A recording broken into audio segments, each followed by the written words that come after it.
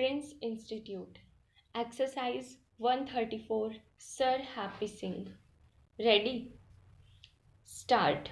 Mr. Deputy Chairman, I rise to give thanks for the address of the President on behalf of the tribals, but regret to say that government have not been able to take effective measures for the betterment of the scheduled tribes and scheduled castes all over India. Very unfortunately, our Honorable Prime Minister has never seen a flower to bloom and waste its sweetness in the desert area.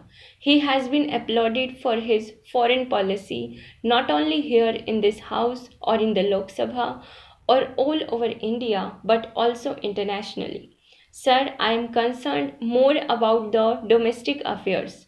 I have got some bitter remarks to make against the Home Ministry, and I am very fortunate that the Honorable Minister for Home Affairs is here.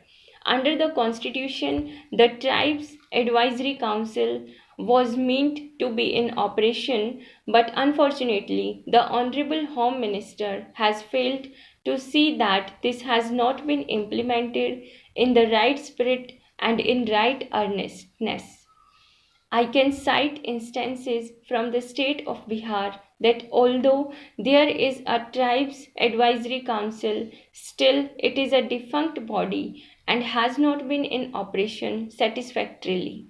Similarly, there are tribes advisory councils in the states of Odisha and Madhya Pradesh, but from what I gather from the members of those states, the tribes advisory councils in those states are also very inoperative.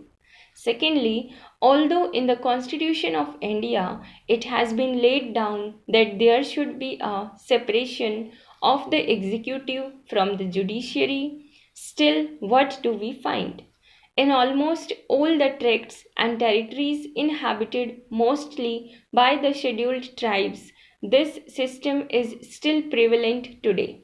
There, the governments have not been able to separate the judiciary from the executive, with the result that sub-deputy, deputy magistrates, and district magistrates are functioning not only as executive officers but they also exercise the judicial powers. And I am convinced that most of the state governments, and especially the ruling party, the Congress party, is utilizing all its executive officers to suit their own purposes. I must say frankly, to increase the strength of the Congress party in the tribal territories because they have got a separatist tendency. Therefore, I implore upon the newly appointed Honorable Home Minister to see that when there has been this provision for the separation of the executive from the judiciary, it should be implemented not only in such territories and countries where the known aboriginals are living today, but it must be implemented in right earnestness in the territories and countries where the tribals are living. My last submission is that unless there is a separate ministry to look after the scheduled tribes and scheduled castes, I do not think that the Honorable Minister for Minority Affairs and the Honorable Minister for Home Affairs have got any time whatsoever to look to the needs of the tribals and the scheduled castes. I again say, sir, with much emphasis, that the tribals, at least of my part of the country, are losing faith in the government every day. There is no justice, there is no peace in the hearts and homes of the tribals. And if the government of India, and especially the Home Minister, does not see that the state governments really implement the policy of the government of India in right earnest, this faith will go on decreasing every day, and you will in no time lose the love and faith of the tribals and the scheduled castes. Mr. Vice Chairman, I rise to heartily support the motion of thanks which was moved yesterday.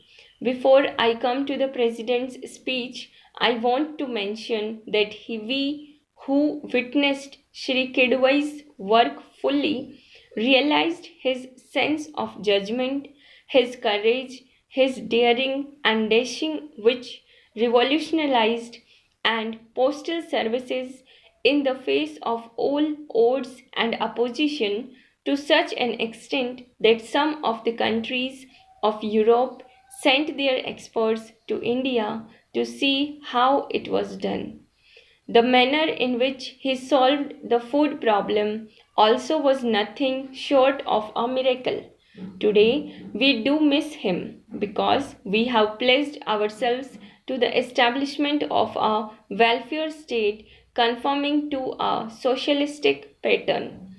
A man of dynamic qualities, he did not care for conventions, and by his foresight and sense of judgment, he proved himself a prophet under any difficult situation. Sir, we heard many criticisms leveled against this government by the opposition.